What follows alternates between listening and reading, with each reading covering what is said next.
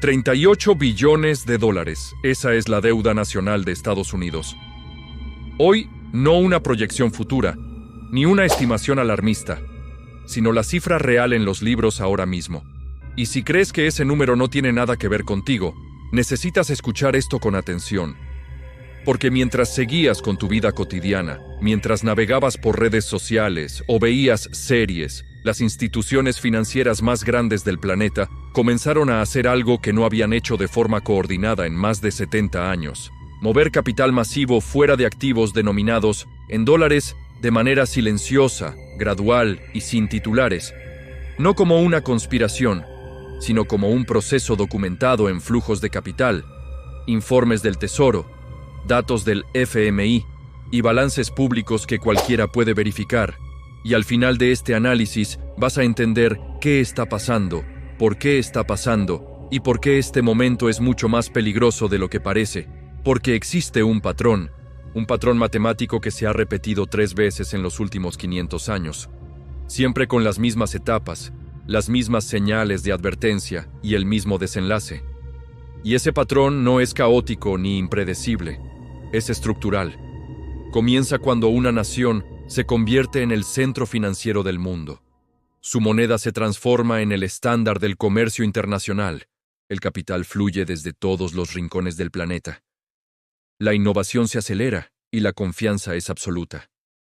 Una fase que puede durar décadas y que Estados Unidos vivió plenamente después de la Segunda Guerra Mundial.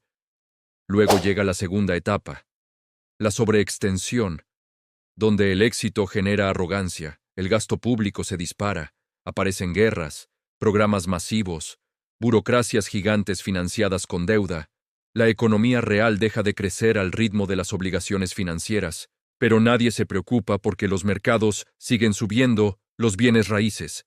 Se inflan las acciones, marcan máximos, y el dinero barato oculta las grietas, hasta que se entra en la tercera etapa, la más crítica y la menos visible. El éxodo silencioso donde el público no ve nada raro.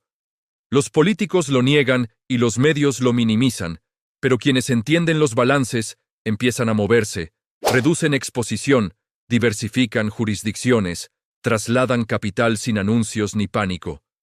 Exactamente lo que ocurrió en la España del siglo XVI, cuando los banqueros comenzaron a exigir pagos en oro real y a mover activos fuera de Madrid. Antes de los impagos, lo mismo que pasó en la República Holandesa, cuando las grandes familias financieras abandonaron Ámsterdam, al comprender que el Banco Central estaba quebrado desde hacía años. Y lo mismo que sucedió en Gran Bretaña después de las guerras mundiales, cuando el capital, el talento y la inversión comenzaron a migrar hacia Estados Unidos antes de que la libra perdiera su estatus de reserva. Y siempre sin excepción. Después de esa tercera etapa, llega la cuarta, el colapso no de un día para otro, sino como una pérdida progresiva de confianza, inflación persistente, tasas de interés imposibles, caída simultánea de acciones bonos y bienes raíces, quiebras bancarias, fondos de pensiones insolventes y una clase media devastada. Y ahora observa dónde estamos hoy. Estados Unidos abandonó el respaldo en oro en 1971, y desde entonces la deuda pasó de menos de 1 billón a más de 38 billones. La deuda total supera los 100 billones. Los pagos de intereses ya cuestan más que el gasto militar. La impresión monetaria ha sido la mayor de su historia reciente. Y mientras tanto, China, Japón y otros grandes tenedores extranjeros han reducido de forma constante sus posiciones en bonos del Tesoro. Los grandes fondos han reequilibrado carteras hacia oro, materias primas y mercados no dolarizados. El propio sistema se financia comprando su propia deuda, lo que no es fortaleza, sino una señal clásica de la tercera etapa. Y la historia demuestra algo incómodo, pero constante. El poder militar no detiene las matemáticas económicas. La tecnología no evita la devaluación monetaria. Imprimir dinero no crea riqueza, solo transfiere valor hasta que se rompe la confianza. Y cuando eso ocurre, el proceso se acelera, no se frena. Por eso, este no es un mensaje de pánico, sino de preparación, diversificación real, reducción de deuda, liquidez estratégica, inversión en activos que no puedan imprimirse y, sobre todo, en habilidades y relaciones que sobreviven a cualquier colapso, porque el patrón no necesita tu fe ni tu permiso, no espera consenso ni confirmación mediática. Simplemente se desarrolla como siempre lo ha hecho, y la única pregunta real no es si ocurrirá, sino si estarás preparado cuando lo haga, o si algún día mirarás atrás, preguntándote cómo no viste venir todas las señales cuando estaban justo frente a ti. La conclusión de todo este análisis es incómoda pero necesaria. No estamos frente a una crisis aislada ni a un evento excepcional, sino ante una fase avanzada de un ciclo histórico que se ha repetido una y otra vez cada vez que una moneda alcanza el estatus de reserva global, y luego es llevada más allá de sus límites. La historia demuestra que los imperios financieros no caen por falta de poder, tecnología o inteligencia, sino por excesos acumulados, por decisiones que se justifican a corto plazo y se vuelven insostenibles en el largo. Estados Unidos no es una excepción a las leyes económicas.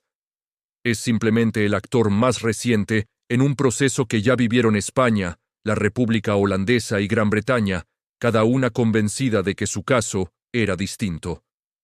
Lo verdaderamente crítico no es el tamaño absoluto de la deuda, sino la pérdida progresiva de confianza que esa deuda genera cuando deja de estar respaldada por crecimiento real y pasa a depender de impresión monetaria y financiamiento circular. Cuando el propio sistema se convierte en el principal comprador de su deuda, el mensaje implícito es claro. El equilibrio ya se rompió. En ese punto, el mercado no reacciona con pánico inmediato, sino con algo mucho más peligroso.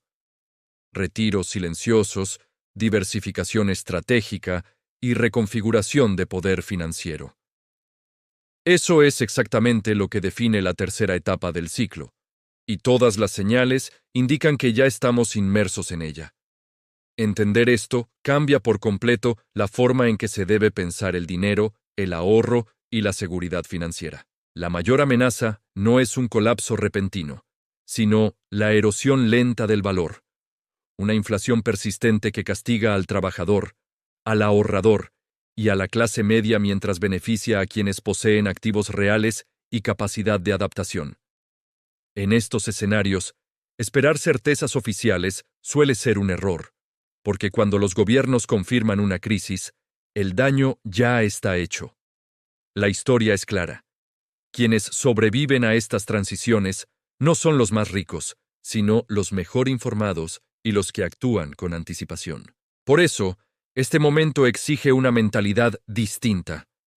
No se trata de huir del sistema, ni de caer en narrativas extremas, sino de reducir la dependencia absoluta de una sola moneda, una sola jurisdicción y una sola narrativa económica.